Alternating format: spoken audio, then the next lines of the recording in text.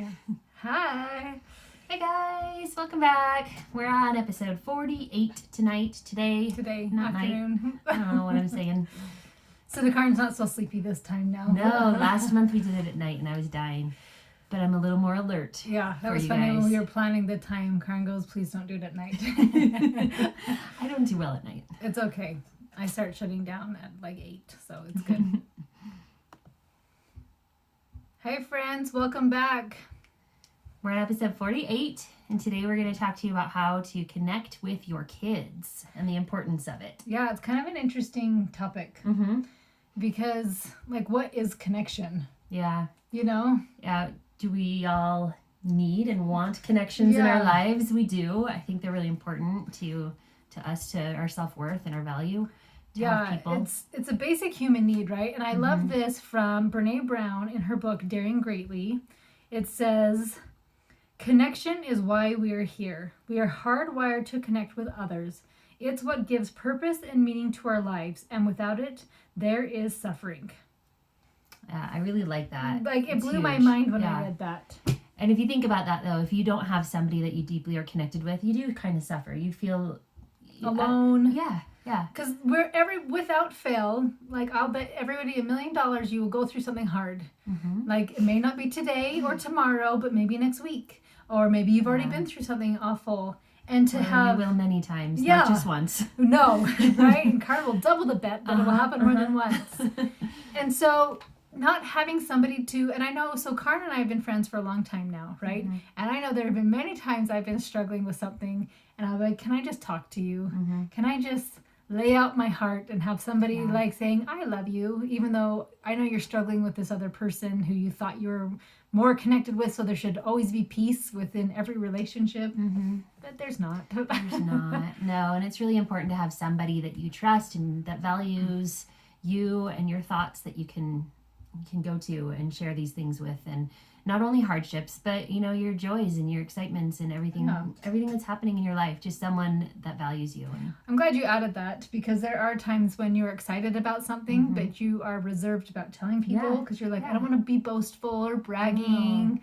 But like, you need to have a place to share the good and the bad. Yeah, but connection's interesting because if you think about it, it's all in your own head. Mm-hmm. Because how many people if they say, I love this celebrity? I'm actually not a big celebrity person. No, I'm not either. But like a church figure for me that I would be like, oh, I love this person. I would love to meet them. We would just be best friends. And like we have in our church, our prophet, President Nelson, and he's one of those people that I feel that way about, that I just love him. And every time he speaks, I'm excited to listen to him. And you almost feel like you know them, because you hang on their every word, and it's often that way with celebrities, with people as well. But if you have someone like that, but you've never met them in real life, but you feel like you have. Right. And then you even may have like a connection with us as you listen to us, as I've talked to different people. I loved one of the reviews on iTunes that said, the best friends I've yet to meet, or something like that. And it made me smile. I was like, oh, I love that.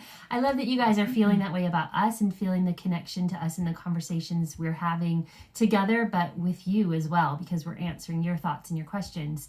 But it just made me smile. Yeah, it's happy. So cute. I love that. By the way, we love your reviews, so keep them coming. Give us some more. They totally make our day. So it's interesting that you have a connection with us, then you've never met us, right? Mm-hmm. I know some of you have met us, but like that nice review, you had never met us before. And maybe one day we will go out to lunch and be best friends. But it's in our head, the way we love somebody and feel somebody. It's the way we think about them. Definitely. So why in the world would it be important to have this connection with your child, right? Right. I mean, obviously your kids need a place to feel safe as well, just like we do. We need people to connect with, so do they. And having that connection for them from an early age helps them grow up with a sense of trust and a sense of security in their lives. And that's really important for everybody to have. I think, too, with that connection is that you are the person they'll go to with their questions. Yeah, definitely. So and I think I talked about this somewhere else, but when Karn's husband had us doing the sexual phrases, right? And like if your kid just asked you the sexual phrase and you have to explain what this means. Mm-hmm. So having a connection, so you are the one your kid comes to when they have questions about hard topics. Yeah, not just about sex, but like I don't think I'm worth anything. I saw pornography. You know what I mean? Like, there's so many things. And so how great if you are the person that they're like, Mom, I have a concern. Yeah. Mom, what does this word mean? I heard this word. And you're like, oh, snap. Where did you hear that? Right. But you just want them to feel like you're a safe place. Yeah. And I think sometimes it's easier in our minds to connect with a small child. Yeah, I definitely agree. Little kids always want to be there with you. They want to snuggle. They want to love on you all the time. You like to do that back to them because it's just, they're so sweet like and they're snuggly. little puppies. Yeah, they're so Like, special. you just forgive them. Like, oh, you broke that, but that was yesterday. You didn't mean to. I still love you. No, but little ones are easier to find that connection with. And if it starts from a young age, and hopefully you can keep it as they grow older. Well, I think, too, it's because you don't have the expectations of little children. Right. Mm-hmm. So Master George, right, he last night, he dumped out paper clips everywhere, got them everywhere. And I wasn't mad because I'm like, yeah, you're a 2-year-old. But if my 18-year-old would have done that, I would have been like, what's wrong with you? Like, why are you dumping out paper clips everywhere? I've taught you better than that, right? You come with all these expectations. And so, I know, sorry, I need a squeaky different chairs. You'll probably hear it on the podcast. Sorry, not only if you're wondering what that squeak is, it's me moving. I don't have mice.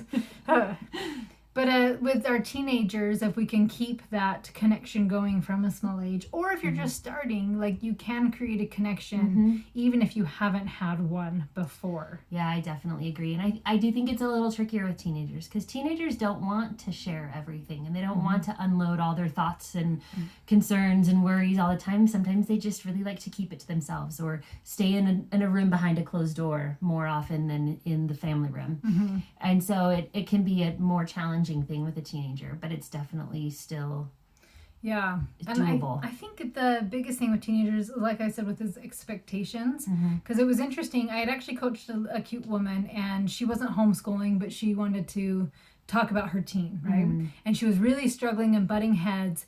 And then she went on to tell me how she hates her teen's friends, hates her teen's clothes, hates what her teen, the way she speaks and her vocabulary. And so anything her daughter said, she was jumping on it. Aww. And so it's really hard to have a connection if you feel like your kid feels like they can't even speak. You know? Definitely. I'm sorry, I'm looking up a resource.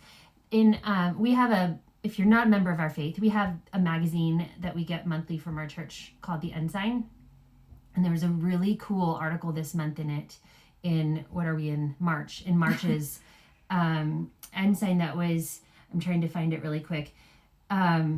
40 tips for parents from teens, like parenting tips. And then they had it in reverse, 40 from parents. There was from parents to teens and from teens to parents. And there were 40 for each direction. And it was so cool. Well, I'll let you look that up while I go on to this next one.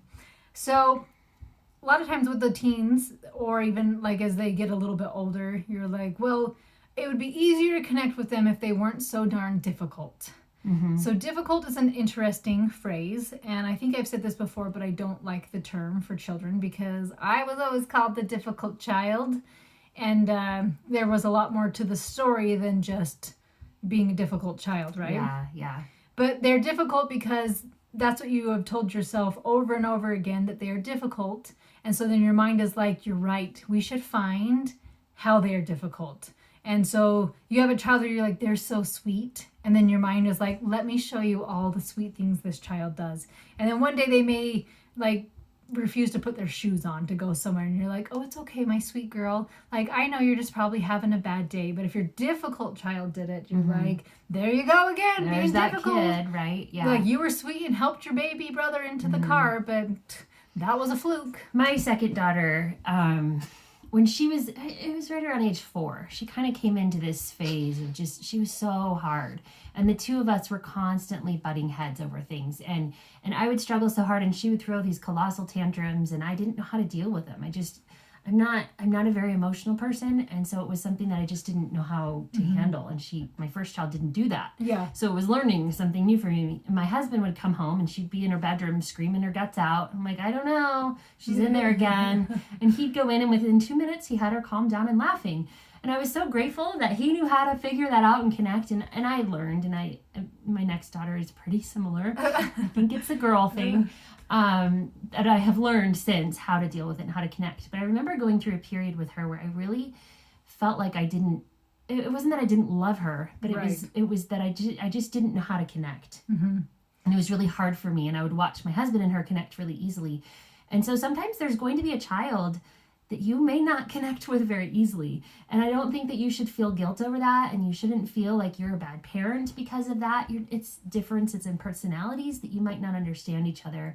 And so sometimes you have to learn how to connect with a child. I'm glad you said that part, because not everything always comes naturally. No, right? No, it really doesn't. But don't feel like you're a bad mom or dad, whoever's listening. Yeah. Mostly it's our moms, but don't feel like you're a bad parent if you're struggling to connect with one of your children in a deeper way. I haven't learned how to yet. Yeah. And this daughter, we since have. And we have a very great connection now. And she's a sweetheart. And not that she wasn't, but I just have learned how to handle her emotions when I didn't before. And it's taught me how to be a better parent with, children that have come since her, and to learn how to deal with those things that are trickier. Yeah. Okay, let's see. You found so I found it, and it was actually in the February one. That's why I wasn't finding it before. But it's Dear Mom and Dad, 40 Parenting Tips from Teens. And I love how it's from the teen perspective. And this was written by a man who was a seminary teacher for 20 years, teaching teenagers. We have, in our faith, we have a seminary class for teens. That's their 4 years of high school, where they're learning about the gospel from a teacher during their high school years, which is really cool for them. So seminary is a little different term for us than it might be for some other faiths. But it goes through different categories of communication and trust, and learning and living the gospel, family unity, life skills, and health and lifestyle. And they're just some really cool questions that my kids and I have actually been going through them and discussing them recently. And it's been really fun for us to talk about these things. Like, for instance, here's a couple of the communication. I just saw one, trust us. Trust us. If we lose your trust, make us earn it back. I know that one's huge for It's so good, one of my kids. They want to feel trusted. Yeah. And so we have to say a prayer and have faith that. And then I like this one too. Okay. Don't always say because I said so. Explain your decisions to us if you can. And I think that these are just important things for kids. Like, it's coming from them. So it's, their perspective on how we're parenting and what we're doing wrong maybe, or right. Yeah. Admit when you're wrong, admit your mess ups, and don't be mad at us. Recognize our desire to change, things like that are just really important. And I'll put a link to this in the show notes if you guys want to look awesome. through it. I like that. And then it goes the other direction as well, from teens, for teens from parents. So you can see both sides and similar topics as well. But they're really great. That's awesome. So now let's bring this into homeschool. Yeah. Because we still are a homeschool podcast. I think all of this is homeschool. It really is, because if you have children, you homeschool them. Just sometimes they go to a public school, right? Yeah. And I think personally that homeschooling it makes it easier to have a deeper connection with your kids, because think of the quantity of time you're spending together.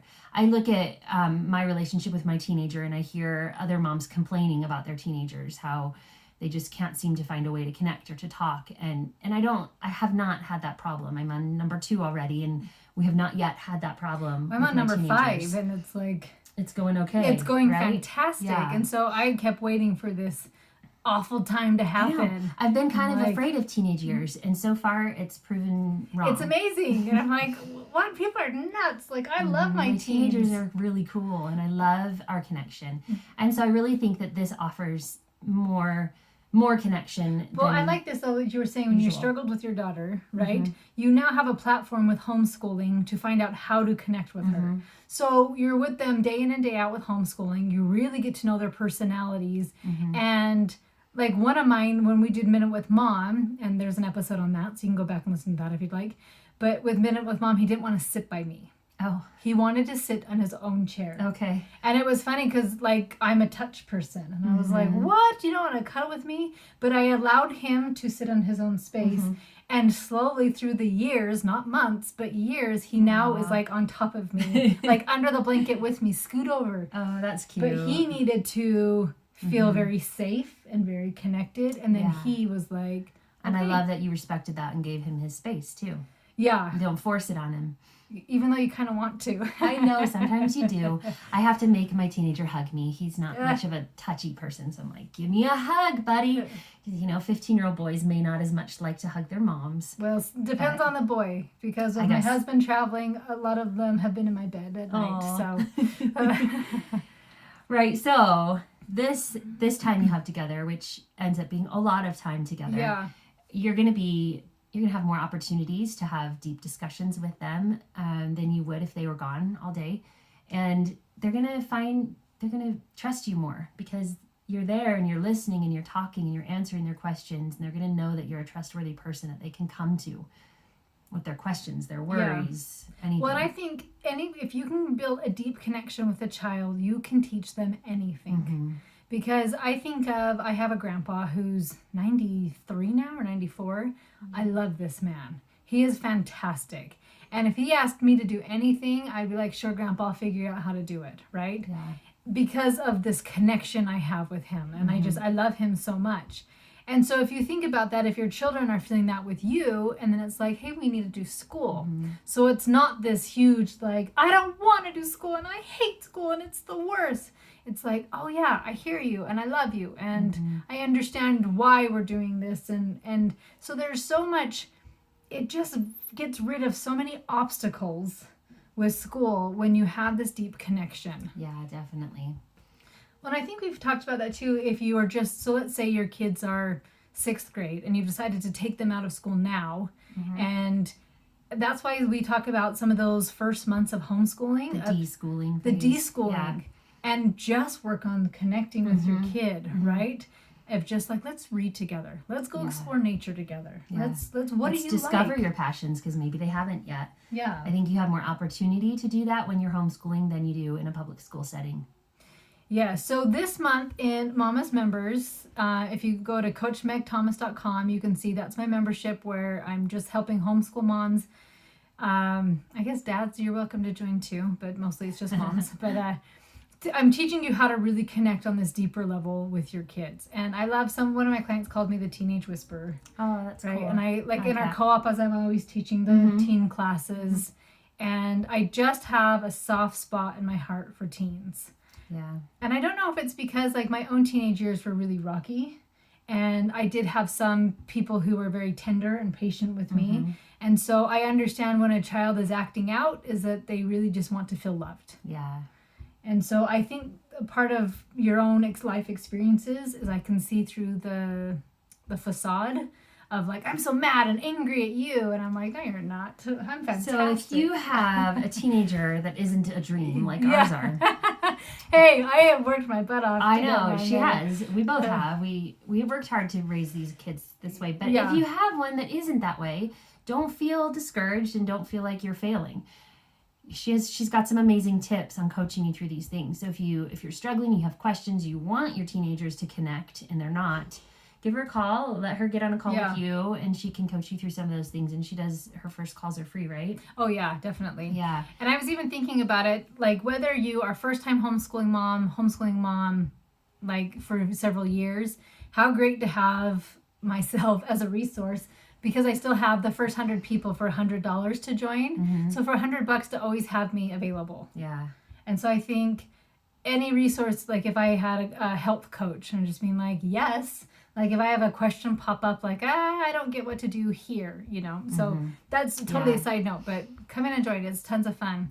Definitely a good place to learn and grow. Yeah. Saves you a lot. Somebody goes, you saved me so much money because I didn't buy all this frivolous curriculum. And I was like, I know. Great. I'm actually worth a ton of money. But my big goal is actually to help as many people as possible. And so my prices are just to cover like a lot of those basics. Yeah. So what are some ways that you connect with your kids? What are some things you do to build that connection? Yeah. So some things that I personally do, I think, is just allowing them to be themselves. And to say that I am 100% perfect at this would be a lie, because sometimes my kids wear an outfit that I'm like, ooh, okay, like, that's an interesting choice. Like, no, not my favorite. There's always going to be things that we're doing wrong, all of us as parents. And so none of us is a perfect parent. Yeah, and none of our kids are perfect either. We may praise them up and down, but they all have their flaws. Yeah, and they all have their struggles. And so just know that that's a normal thing. Yeah. Hopefully you know that by now as a parent and as a person in general.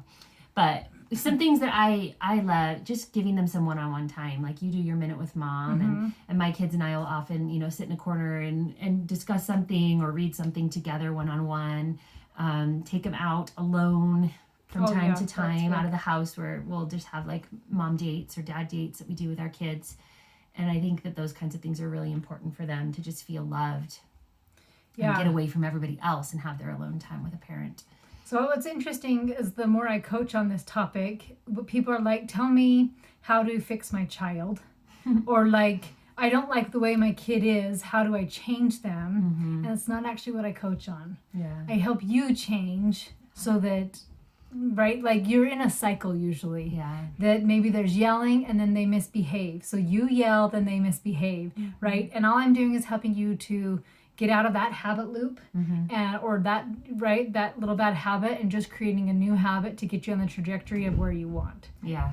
So kind of that first one is decide, what do you want your relationship to be? Because like maybe you're like, you know what, you're already 16 years old. I'm just going to grin and bear it. I don't really care. Then like by all means keep doing what you're doing. Like it's, you know what I mean? Like you may really feel that way and that's fine. There's maybe no judgment nothing here to change. Yeah. Yeah. But if you're like, you know what, I actually would love to be able to go, my kids are getting older, I want to travel with them. I think that would be really fun, but we don't like each other. So how do I get to the spot where we like each other and we could do these fun things? So I think the biggest one, one of the biggest ones, is letting go of the negativity. Yeah, that's big. Yeah, of just kind of, so you're not showing up in this space of like judging them. Listen to our episode on No Yell November. Yes. It's not November anymore, but it's all still very important and valuable information. But it helps. She has some awesome tips of how to not yell at your kids. And it's really good information. So if you're struggling there, that's a good one. And I think like, and you're not a horrible human if you've ever yelled. I actually don't have any judgment for you, right? Like coaching is a safe space. And so there's no judgment. It's just, if you want something better, here's a way to get it. Right? And so that's what I kind of help with, is kind of coaching to get past that negativity and past that yelling, to create this new cycle. And it's in the book, Real Love and Parenting. And I think we mentioned this before. I think we have, yeah. Where he talks about if we were sitting down and eating, and the last 1 minute of our conversation, I chase you around and screaming and yelling. It would be very hard for Karen to want to continue to hang out with me and be with me if she's like, what version of Meg am I going to get? Yeah, it's true. Right? And so think of like our kids, if you want them to feel safe with you, are you safe to be with? Are you like flying off the handle? And one of the things on there, I really like that thing you brought up was apologizing when you make a mistake, or admitting when you're wrong. Yeah. So let's say you do have a bad day. You had a really bad night. You got horrible news. So you're feeling extra emotional, and then your kid just tromped mud through the house, and you do not show up as your best self. Or threw paper clips all over the house. I didn't get mad, but yes. She doesn't get mad. No, I get frustrated, but yeah, I'm not a yeller anymore. But I was, just so you know, like I'm like an AA for yellers. Well, I lost my train of thought. No, you're okay. I don't remember what I was saying. Oh. Don't ask me. What if they feeling safe? Mud through the house and aren't feeling safe? And you yell. Yes. And so then afterwards, when it's all over and done with, being able to say, I'm sorry. And then what the hardest part moms have with is apologizing to themselves. And just, so what, like there, a lot of times because you do love your kids, even if you're struggling with them, you're like, I still love them. So if I yell at Karen and just being like, Karen, I did not show up